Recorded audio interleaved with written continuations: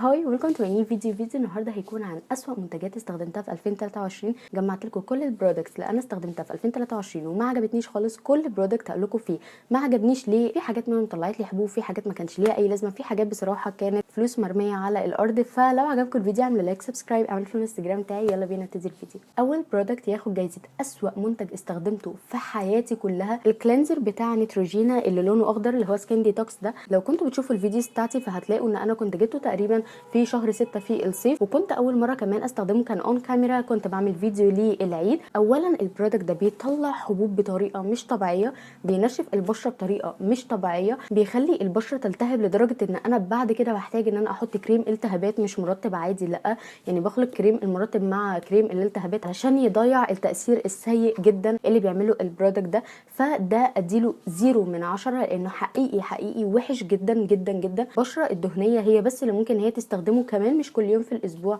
ممكن مرتين 3 في الاسبوع، لكن انا عن نفسي بشرتي جافه علشان كده كان سيء جدا معايا. تاني برودكت سيء جدا بالنسبه لي وما بيعملش بالنسبه لي كل اللي هو بيقول عليه، وانا عارفه ان في ناس كتير جدا هتكون ضدي بس انا بصراحه ما عجبنيش خالص، وهو شام بادي ميلك.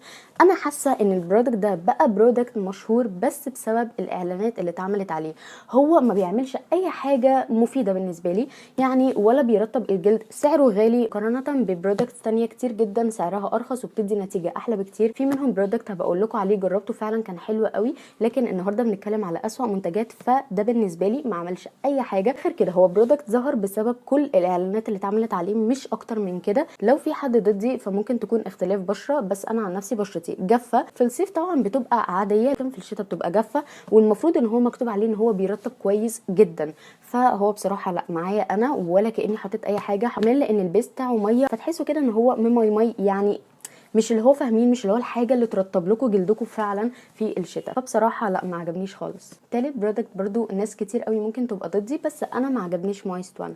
مويست وان فعلا بيرطب كويس جدا، وانا قلت كده قبل كده كتير جدا، هو فعلا بيرطب كويس جدا. دي اعتقد من الحاجات اللي انا بيرسونالي ما حبيتهاش وما فضلتهاش. ريحته هو ملوش ريحه يعني برفيوم، لا هو ليه ريحه زي ريحه الكيميكالز شويه، ريحه حاجه طبيه فعلا.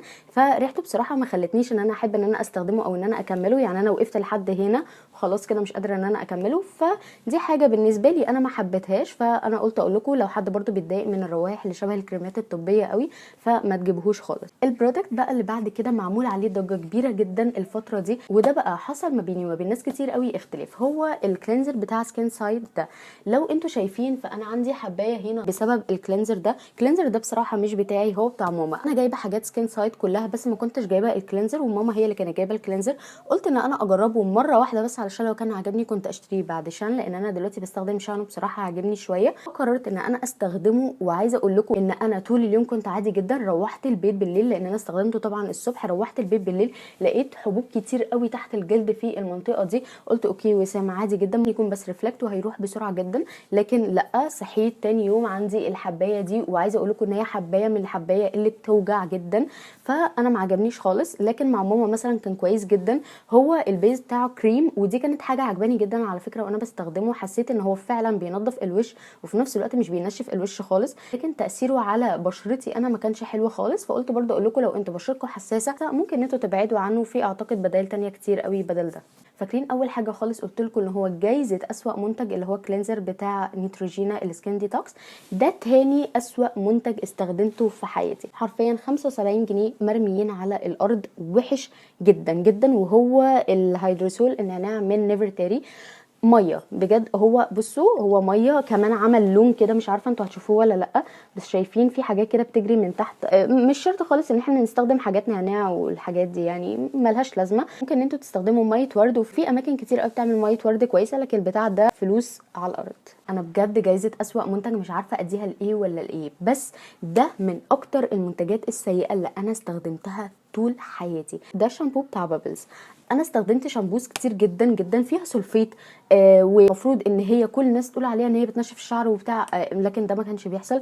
ده بقى انا كنت بحطه بلاقي شعري سلكه بعدها، يعني حاجه مش طبيعيه. بلس ان انا بعد ما استخدمته بصوا وانا وقفت لحد هنا خلاص انا ما ينفعش ان انا اكمل، لان فعلا هو منتج سيء جدا على شعري. كمان ان انا بعد فتره من استخدامه، يعني انا فضلت استخدمه وصلت لحد هنا من المكان ده لقيته ان عارفين الشعر لما بيقصف وبيفضل واقف كده وانا شعري كيرلي، فالموضوع بالنسبه لي كان صعب جدا بصراحه، كان شكله فعلا فظيع، كان شكله وحش قوي. فده منتج بالنسبه لي بجد ملوش اي لازمه خالص. كمان انا فروه شعري مش دهنيه، يعني هو فروه شعري مش من الحاجات اللي صعبه قوي ان هي تتغسل، لكن ده حتى ما كانش بينضف شعري، وانا فروه شعري مش دهنيه للدرجه دي، ممكن تكون تبقى دهنيه شويه مع القشره، لكن في العادي انا كنت بستخدمه في الصيف، وفي الصيف انا ما بيبقاش عندي قشره خالص في شعري.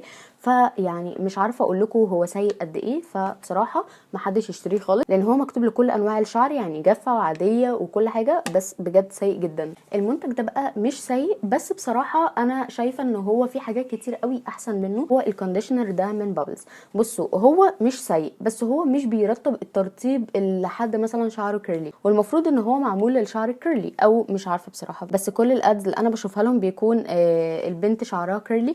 فالمهم يعني المفروض ان ده برضو الناس اللي شعرها كيرلي تستخدمه، لكن انا عايزه اقول لكم ان هو ما كانش بيرطب خالص خالص، يعني برضو فلوس مرميه على الارض. وبجد الاسعار بتاعت الحاجات دي ما بتبقاش رخيصه خالص ان احنا نفضل نرمي فلوسنا كده على الارض. بصراحه شايفه ان احنا ممكن نزود شويه ونشتري حاجه احسن، او ان احنا ممكن نجرب حاجات تانية تكون اسعارها اقل شويه، لكن في نفس الوقت تدينا نتيجه. يا جماعه بصراحه ده مش هجيبه تاني خالص. البرودكت بقى ده الحمد لله الحمد لله ان هو مقاطعه، لان حقيقي هو عباره عن ميه بالنسبه لي. هو البرودكت ده من لوريال، الهيلورونيك اسيد بتاعهم.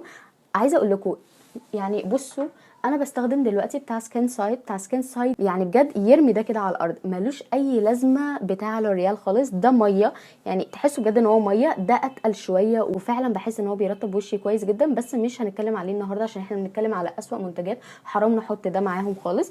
فده بقى بالنسبه لي يعني هو ميه بجد، محدش يستنى منه ان هو يعمل فيلينج كده للبشره يخلي البشره فيها جلو ولا اي حاجه، لا هو ميه. انا حقيقي حاسه ان انا جيت على بابلز قوي، بس بجد بجد انا فعلا غصب عني، لان المنتجات دي بالنسبه لي بوظت لي شعري بطريقه بشعه بشعه.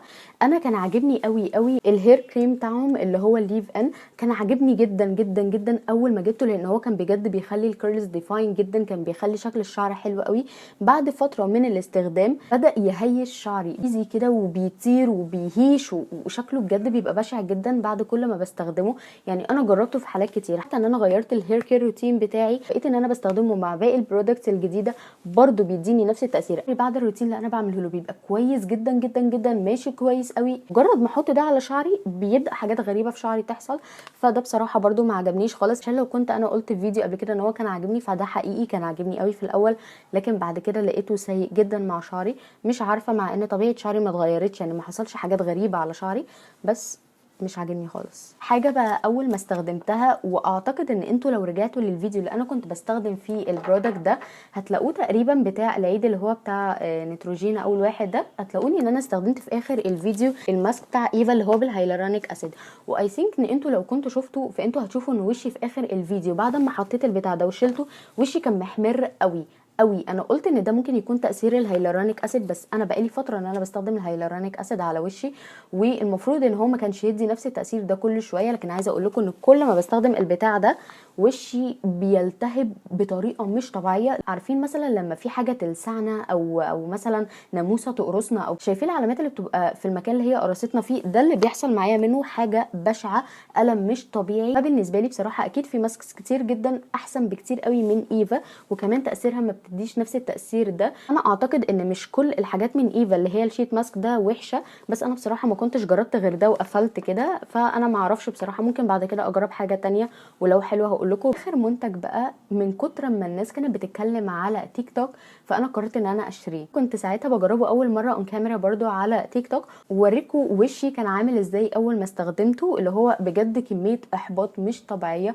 انا بصراحه مش قادره افهم ليه لو الحاجه وحشه ان انا اعمل لها اعلان اصلا. طب ما انا ممكن يبقى عندي مصداقيه اكتر واقول على الحاجه الوحشه ان هي وحشه، واقول على الحاجه الحلوه ان هي حلوه، فالناس تصدقني اكتر وتحبني اكتر. يعني ده وجهه نظري بصراحه. حابه ان انا اكبر في السوشيال ميديا، مش مهم خالص ان انا اعمل اعلان لحاجه مش عجباني. فده كان من الحاجات اللي الناس كلها بجد كانت عماله تعمل له اعلان، وهو سيء سيء سيء سيء لاقصى درجه. انا مش عارفه اقول لكم بجد هو سيء قد ايه، اللي هو الليب جلوس بتاع ساندرا. انا مش عارفه اوصف لكم هو سيء قد ايه، بس انا هقول لكم حاجه واحده بس. انا ممكن اتغاضى عن انه هو مش ليب جلوس شكله قوي وشكله حلو دي فيلينج كده للشفايف ولا اي حاجه، ممكن بجد اتغاضى عن ده واقول عادي.